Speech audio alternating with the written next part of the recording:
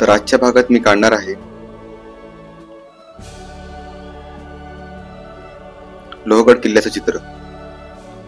चित्राच्या माध्यमातून जाणून घेऊया किल्ल्याचा इतिहास. लोहगड किल्ला पुण्यापासून सुमारे 52 किलोमीटर अंतरावर आहे. गाडीने लोहगडवाडी गावापर्यंत जाता येतं आणि तिथून ट्रेकिंगला सुरुवात होते. लोणावळा स्टेशन पासून याचं अंतर 11 ते 12 किलोमीटर आहे. लोणावळ्याजवळील मळवळी स्टेशन नजीकच्या दुर्गाची एक जोडगळी उभी आहे. त्यातील मुख्य दुर्ग आहे लोहगड आणि त्याला बळकट आणि संरक्षित करण्यासाठी शेजारीच बांधला आहे विसापूर अथवा संबळगड. लोहगडावरून पनवेलच्या धरणाचे सुंदर दृश्य दिसते. पलीकडेच तिकोना उर्फ वितंगगड नावाचा अजून एक किल्ला आहे. तुंग उर्फ कठीणगड हे येथेच आहे. लोहगड हा किल्ला अति मजबूत, बुलंद आणि दुर्जय आहे. जवळच असणारी भाजे आणि बेडसे ही भौतिक लेणी ज्या काळी निर्माण झाली त्याही पूर्वी म्हणजेच इसवी सन 2000 वर्षापूर्वी या किल्ल्याची निर्मिती झाली असावी असे अनुमान निघते.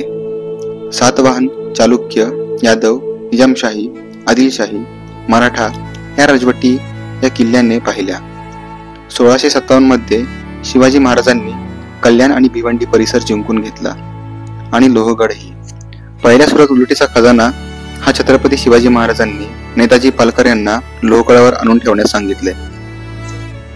नंतर 4 मार्च 1818 मध्ये इंग्रजांनी त्यांचा जनरल प्रॉथर याला लोहगडवर कब्जा करण्यासाठी पाठवले. त्याने सर्वप्रथम विसापूर जिंकला आणि तेथून तोफांचा मारा करत लोहगड जिंकला. आता आपण गडाची संरचना बघू. इथे आहे गणेश दरवाजा, नंतर नारायण दरवाजा. नारायण दरवाजा हा नाना फडणवीसांनी बांधला होता. येथे एक बोयार आहे, तिथे भात आणि नाचणी साठवून ठेवली जात असे. नंतर आहे हनुमान दरवाजा. हनुमान दरवाजा हा सर्वात प्राचीन दरवाजा आहे या किल्ल्यावरचा. आणि नंतर आहे महादरवाजा. महादरवाजा हा गडाचा मुख्य दरवाजा आहे. यावर हनुमानाची मूर्ती कोरलेली आहे. या दरवाजाचे काम नाना फडणवीसांनी 1 नोव्हेंबर 1790 ते 11 जून 1794 या कालावधीत केले. महादरवाजातून आत उजवीकडे ध्वजस्तंभ आहे. त्याच्या जवळच एक तोफ काही हौशी दुर्गप्रेमींनी सिमेंटच्या चौथऱ्यात बसवली आहे. अशीच एक तोफ तुटलेली अवस्थेत लक्ष्मीकोटीच्या समोर पडलेली आहे. ध्वजस्तंभाच्या उजवीकडे चालत गेल्यास लक्ष्मी कोठी लागते.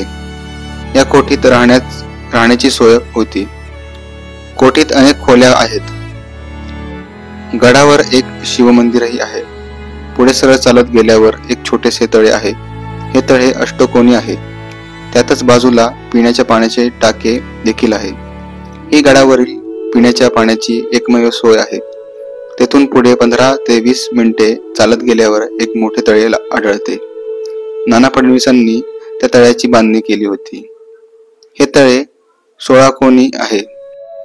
मोठ्या तळ्याच्या पुढे विंचूकड्याकडे जाताना वाड्यांचे काही अवशेष दिसतात. लक्ष्मीकोटीच्या पश्चिमेस विंचूकाटा आहे. हा विंचूकाटा म्हणजे 1500 मीटर लांब आणि 30 मीटर रुंद अशी ही डोंगराची सोंड आहे. विंचूकाट्यावर जाण्यासाठी एक टप्पा उतरून पलीकडे जावे लागते. गडावरून पाहिले असता हा भाग विंचवाच्या नांगीसारखा दिसतो, म्हणून यास विंचूकाटा म्हणतात. या भागात पाण्याची उत्तम सोय आहे.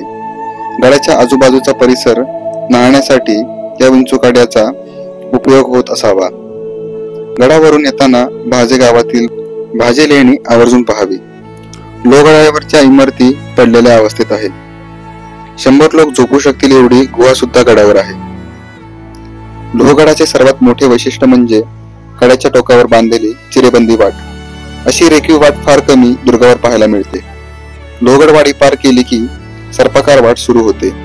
एकदा का कोणी या वाटेवर पाय टाकला की मग तो माणूस वर येईस्तोपर्यंत पहारेकरांच्या नजरे आड जात नाही. तो व्यवस्थित हेरला जातो. वाटेवर वेगवेगळ्या बुरुज आहेत. त्यावरून बाहेरून येणाऱ्या माणसावर नजर ठेवता येते. वाटेवर गणेश दरवाजा, दुसरा नारायण दरवाजा, तिसरा हनुमान दरवाजा आणि चौथा महादरवाजा असे 4 दरवाजे आहेत. हनुमान दरवाजा जुना आहे. इतर 3 दरवाजे आणि एक उत्तम रेखीव जिना नाना फडणवीसांनी बांधून घेतला आहे. मला खात्री आहे की तुम्हाला हा लोहगड किल्ल्याचा एपिसोड नक्की आवडला असेल.